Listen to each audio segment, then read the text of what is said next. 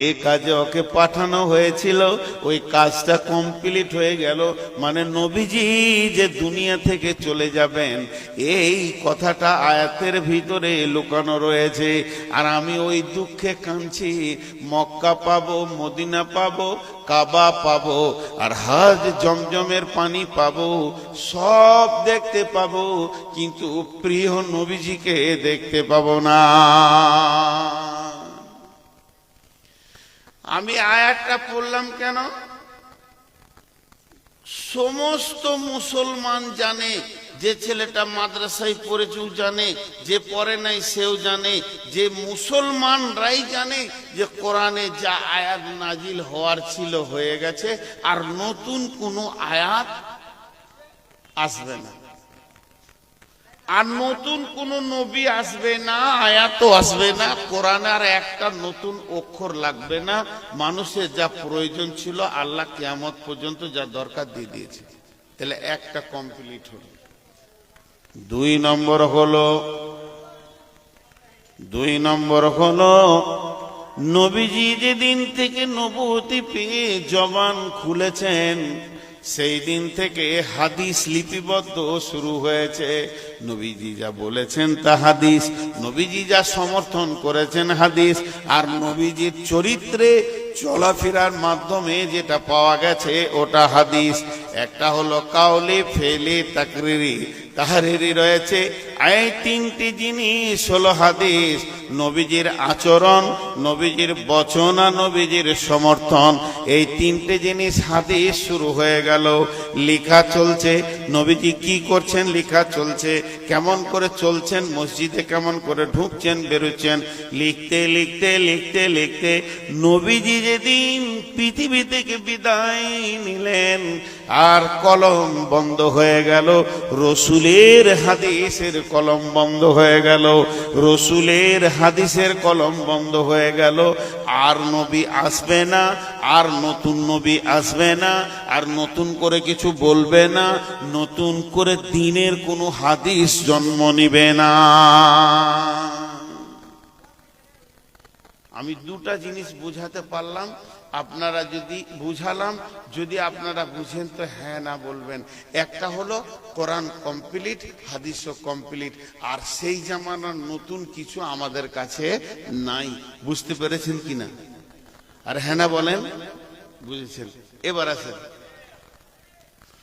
1400 বছর আগে চালু হয়েছে একটা নিয়ম, আজও চলছে, আজও চলছে।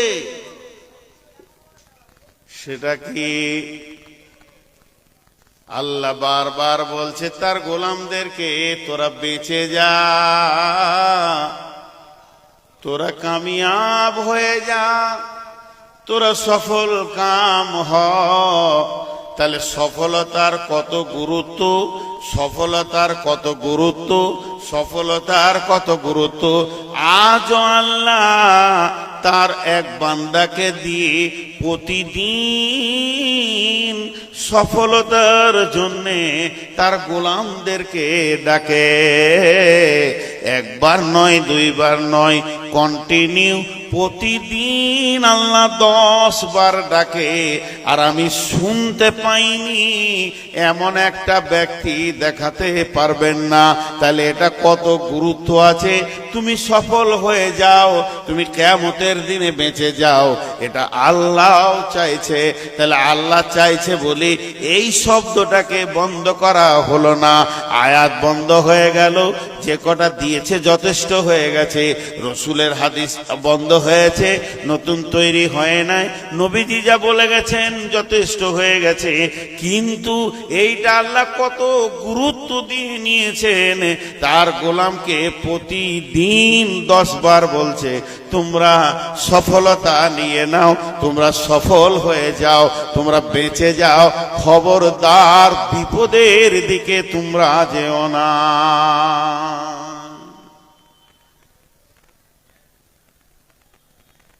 বলছে এই দলের ভিতরে একজন খালি উঠে দাঁড়ান, আমি 2-3 জন দাঁড়াতে বলিনি। ও উঠে বলবে আমি শুনতে পাইনি, আর আমি শুনিয়ে দিব। حي على الفلاح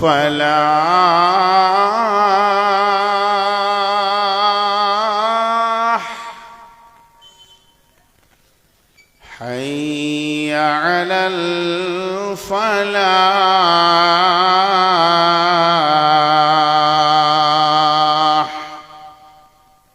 এটা বাংলায় বলি আয় বাসদপুরের লোক আয় দুনিয়ার লোক তোদের যতজনের কানে ঢুকছে তোরা আয় তোদেরকে সফলতার দিকে ডাকা হচ্ছে তোরা আয় কামিয়াবির রাস্তাতে আয় ভুল পথে চলে গেছিস আয় ধোঁকায় পড়ে গেছিস আয় এসআইআর চলছে আয় আমি ডাকছি যে সে লোক ডাকেনি আমি মমতা নয় আমি মোদি নয় ডোনাল্ড ট্রাম্প নয় আমি যোগী নয় এগুলো তো কিছুই নয় আমি এমন একজন ডাকছি তোদের হাতে দুনিয়া এবং আখেরাতের কামিয়াবি দিয়ে ছেড়ে দিব আয় আয় আয় আয়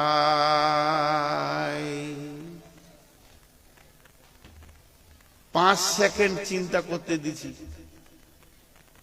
একবার যদি কোন পার্টির নেতা বড় ধরনের মন্ত্রী যদি একবার ডেকে দেয় ডালখোলায় চলে এসো আর তোমাদের এসআইআর হবে না যতজন হাজির হবে ছেলে মেয়ে বউ বিটি নাকে হাজির হয়ে যাবে অথচ স্বয়ং আরশ ওয়ালা আল্লাহ যার পাওয়ারে গোটা পৃথিবী সেকেন্ডে পৃথিবীর রুল ঘুরিয়ে দিতে পারে সব কিছু করে দিতে পারে সূরা নূরের 55 নম্বর আয়াতটা দেখেন রাত্রির বেলায় শুবেন গোটা ভারত বেঈমান থাকবে সকালে উঠবেন তো ভারতটা ইমানদার হয়ে যাবে আল্লাহকে সেকেন্ড লাগায় না এটা চেঞ্জ করতে সে ডাকছে তিনি পাওয়ারফুল তিনি দুনিয়াতে বাঁচাবে এইটুকু শুধু বলেনি তোকে জাহান্নাম থেকে বাঁচাবো শুদ্ধ আয় আল্লাহকে দেখিয়ে দিয়েছি বকিস না তো ভ্যান ভ্যান করিস না তো একটা উদাহরণ দিব ওই জন্য বলেছি আজকে বয়ানটা ধৈর্য ধরে শুনেন এইটা মসজিদ এটা মসজিদ রোডে ওইটা চায়ের দোকান 8 থেকে 10 জন আমরা চা খেয়েছি আর একটাই আলোচনা চলছে কি হবে রে মুসলমানদের একজন বলছে তৃণমূলকে ভোট দিগা পেছন থেকে একজন কুট কেটে বলছে তুই তো বিজেপি করছিস এই যে ঝগড়া চলছে আলোচনা চলছে কি করা যায় আন্দোলনের নামতে হবে এই করতে হবে ব্রিগেডে যেতে হবে মন্ত্রীর ঘর ঘেরাও করতে হবে তারপরে ইলেকশন কমিশনারকে আন্দোলনে নামতে হবে গাদা চিন্তার গাড়ি চাটা শেষ হয়ে যেতে বিড়ি ধরিয়েছে একটু করে টান মারছে হালকা করে আর চিন্তা করছে কপাল জড়ো হয়ে গেছে সব পণ্ডিত আর মসজিদ থেকে তখন বলছে হাইয়া আলাল ফালাহ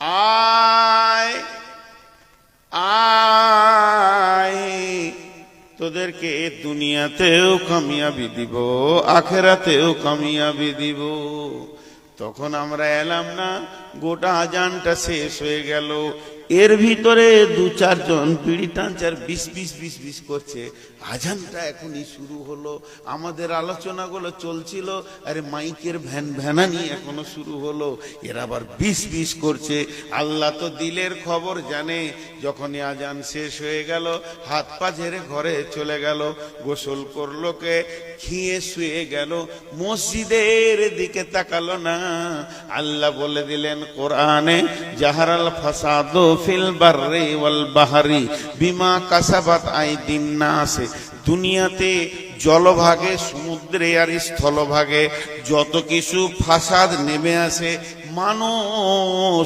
তোমাদের বদামলের ফল তোমাদের বদ-আমলের ফল।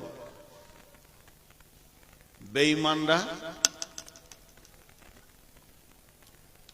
যোগীটাকে তো আমাকে ওর চেহারা দেখলে আমি ঠিক মনে হয় যেন একটা ওই বন শুয়োরের মতো লাগে যোগীটা। আর মোদিটার কথা বলিয়ে না। তো এখন একটু চিন্তা করেন, যে পারবে পাল্টাতে সে ডাকতে, আর আমরা যেছি না, আমরা আল্লাহর গোলাম, তাকে তাওয়াক্কা করলাম না। কামিয়াব কোথা ছুপিয়ে আছে, কামিয়াব কোথা ছুপিয়ে আছে। আমরা কামিয়াবি যে জায়গায় খুঁজছি ও জায়গায় কামিয়াব নাই। হে যুবকের দল, তোমরাই তো ব্লাড। একটা যুবক মানে ইসলামের একটা ব্লাড। 30,000 সাহাবী 1.5 লক্ষের মোকাবেলায় নেমেছে। ভাগে কটা পড়বে? 5টা করে, একজনের ভাগে 5টা পড়বে। 1.5 লক্ষ রোম পারস্য সব একসাথে ছিল। কোরআনের একটা সূরা নাজিল হলো গুলিবাতির রোম। এই যুদ্ধ যখন শুরু হয়, মক্কা থেকে হেঁটে গিয়েছে। রাস্তাটা কতটা? পাহাড়, চড়াই উতরাই, মরুভূমি, গাছ নাই, চড়াই উতরাই, 53, 54, 55 ডিগ্রি সেলসিয়াসের তাপ। এর ভিতরে হাঁটছে 30,000। মোতার প্রান্তে পৌঁছালো, তবুকের প্রান্তে পৌঁছালো। ওইদিকে 1.5 লাখ দাঁড়িয়ে আছে। বেঈমানরা খালি বলছে একবার লাভবায়ক বললে দেখে নিব, এটাকে কপ করে গিলে দিব। সিংহ দাঁড়িয়ে আছে, ওরা বাঘ দেখছে। ওরা বাঘ 1.5 লক্ষ, আর এদিকে দাঁড়িয়ে আছে ছাগল 30,000। বিশ্বনবী একটু চিন্তিত হলেন। বিশ্বনবী একটু চিন্তিত যখনই হলেন, হযরত উমর ফারুক রাদিয়াল্লাহু তাআলা আনহু বিশ্বনবীকে বলছেন, ইয়া রাসূলুল্লাহ, ইয়া হাবিবাল্লাহ, আপনাকে দেখে আপনার চেহারার ভিতরে ছাপ রয়েছে, খুব চিন্তিতর ছাপ। নবীজি গো, এত টেনশনটা কিসের? বিশ্বনবী যতই হোক মানুষ, নবী হলেও মানুষ, মানুষের গুণগুলো তার ভিতরে থাকবে। বিশ্বনবী হালকা করে বললেন, উমর রে, আজকের ময়দানে ঘটনা কি ঘটবে? হযরতে উমর নবীজিকে জবাব দিচ্ছেন, জামাটা আস্তিনটা এরকম করছেন 2 হাতে, আর জবাব দিচ্ছেন, বলছেন, ইয়া রাসূলুল্লাহ, আপনার যত সাহাবী আছে ওদেরকে তাবুতে আরাম করতে বলেন। 30,000-এর মধ্যে 29,999-কে আরাম করতে দেন। আমি একটা হুঙ্কার মারবো, 1.5 লক্ষকে ময়দান ছাড়িয়ে দিব। নবীজি বলেন, উমর, তোমার সাহস এত বেশি কি করে হলো? মিসওয়াদে উমর বললেন, ইয়া রাসূলুল্লাহ, আমার বুকে ঈমান আছে, সঙ্গে আল্লাহ আছে, রাসূলের দোয়া আছে, এর থেকে আর বুলেট কি হতে পারে? ওদের বুকে আল্লাহ নাই, সব কটাকে আমি মুর্দা মানুষ দেখছি। আমার একটা হুঙ্কার ওদের সহ্য করার ক্ষমতা হবে না, ময়দান ছেড়ে দেবে। লড়াই শুরু হলো। রিজাল কি হলো? রিজাল হলো শেষ রিজাল। এই মুসলিমদের ভিতরে 5 থেকে 7 জন শাহাদত বরণ করে জান্নাতি হয়ে গেলেন। আর ওদের ভিতরে একবার 30 থেকে 40 জন আর তার বেশি তারা হত্যা হয়ে গেল। আর গুলিবাতির রোম গোটা ময়দান ছেড়ে কে কোন দিকে পালাবে পালা। তখন ওই সাহাবীরা রোমের ভিতরে ঢুকে সাম্রাজ্যে যত সোনা ছিল সবগুলোকে নিয়ে এসে মসজিদে নববীতে জমা করলেন, গনিমতের মাল। এই মধ্যে এর ভিতরে একটা সোনার জিনিস ছিল, যেটা বাদশা মাথায় নেবে, সোনার মুকুট। মুকুটটা কত ওজন ছিল, একটা মানুষ মাথায় নিয়ে থাকতে পারবে না, অনেক ভারী লাগবে। ওর জন্যই মুকুটের মাথায় শিকলি দিয়ে একদম গম্বুজ কুব্বাতে সোনার শেকল দিয়ে টাঙা ছিল। বাদশাহ বসে থাকলেই মনে হতো যেন মুকুটটা মাথায় লাগানো আছে। এই সমস্ত মালকে নিয়ে এসে ওই রাস্তাটার পরিমাণ হচ্ছে 15 থেকে 1700 কিলোমিটার রাস্তা। 1-2 কিলোমিটার নয়, দোমোহনা নয়, ডালকোলা নয়, পূর্ণিয়া নয়, 1700 কিলোমিটার। ওই বীর যোদ্ধারা মালগুলো এনে মসজিদে নববীতে রাখলেন। তখন সাহাবীদের অবস্থা কেমন? একবেলা খেতে পেত, একবেলা খেতে পেত না। আবার রাত্রিতে যে আলো জ্বালাবে এই রকম কোন একটা প্রদীপের ব্যবস্থা মসজিদে নববীতে ছিল না। প্রদীপ জ্বালাবে সেই পয়সাটা নাই। সেই সময় সোনা এসে হাজির হয়ে গেল। হাজি ভাই, এক টুকরো সোনা পকেটে ভরেলি? ওগুলো ওদের মনই নেই, ওদের মিজাজই নেই, ওগুলো কাজ করার করে দিয়েছি। কেন? একটা ইতিহাসে এরকম পাওয়া গেছে, সাহাবীদের মধ্যে কাকে অনেক রাতে পেশাব লেগেছে, উজু করবে, পেশাব করবে, তাহাজ্জুদ পড়বে, তো আঁধারে রাস্তাটা বুঝতে পারছে না। আঁধারে আঁধারে যেতে যেতে খড়াক করে ওর পায়ে ওই মুকুটটা লেগেছে, তো ওকেও লেগেছে, মুকুটটাও খড়াক করে শব্দ উঠলো। তখন পাশে একজন ঘুম ভাঙা বলছে, কে রে জামি, কোথায় বিরে? পেশাব করো, উজু করো, আল্লাহর কাছে কাঁদবো, 2 রাকাত নামাজ পড়বো। তোর পায়ে কি লাগলো রে? কোথা ফুটিয়ে পড়লি নাকি? ও ছোট করে শব্দটা ঘৃণা করে বলছে, বাদশার মুকুটটা, ওই বাদশার মুকুটটা। সোনার মুকুট তুলে ওজন করা যাবে না, ওটা ওদের দিলে কিছুই নাই, দুনিয়াটাকে মুতের জায়গায় রেখেছিল। মুকুটটা ওজো দেখে ঠেলে পায়ে সরিয়ে দে। আল্লাহ রসুল বলেছেন, আমার উম্মতকে কখন ব্যবহার করবে বিধর্মীরা? যখন এরা দুনিয়ার পেছনে দৌড়বে আর আখিরাতকে ভুলে যাবে, তখন এরা কুত্তা বানবে। হুব্বুদ দুনিয়া কারাহায়াতিল মত। বাঁচতে চান? আল্লাহ বাঁচাতে চাইছে আমাদেরকে, দুনিয়াতেও চাইছে, আখিরাতেও চাইছে, কিন্তু আমরা সেই স্ট্রাকচারে আসছি না। এখন আপনাদেরকে একটা উদাহরণ দিব। এই যে স্টেজে ভাইরা বসে রয়েছেন, ইনি আমাকে মহব্বত করেন। উদাহরণটা খুব মন দিয়ে শুনবেন, খুব মন দিয়ে শুনবেন। তা আমাকে বলছে, নূর ভাই একটা মিষ্টি খান। খাও না, সুগার খুব বেশি। আবার বলছে না খান। ভাই বাস আলহামদুলিল্লাহ, আপনি বললেন খুব ভালো, আমি খাবো না, আমি সুগারের রোগী। তখন বলছে মিষ্টিটা ভালো আর মিজাজ ঠিক থাকবে। তখন আমি বললাম, ভালো হোক আর খারাপ হোক ভাই, আমার সুগার হয়েছে। না, এটা শুধু আপনার জন্য এনেছি স্পেশাল, এখানে মাল যা করে না, একদম 22 টাকার সাইজে এত বড়, এক পিস খান। বলেন আর সহ্য হবে? 400 সুগারের রুগী, আর সুগারের রুগীদের মিজাজ নিজের হাতে থাকে না। তখন আমি ফট করে রেগে গিয়ে বলছি, আল্লাহর কসম আমি মিষ্টি খাবো না। আমি একবার কসম করেছি, রেগে গেলাম, একবার কসম করলাম। উনি তখন মিষ্টির প্লেটে চলে গেল, ওনার দিমাকে বললে, ওরে কসম খেয়েছে মানে আর মিষ্টি খাবে না। একটা রাখেন। ওই পাশের ভাই, এই কসমগুলো একটু খেয়াল করবেন, আল্লাহ রস্তে বলছে, আমি খুব গভীর কথা বলবো। ওই পাশের ভাই আবার কি বলছে জানেন? প্যাস্টিজ রাখা মুশকিল। বলছে, ভাই মনে সাহেব এলেন? বলে হ্যাঁ। খবর সব ভালো? বলে ভালো।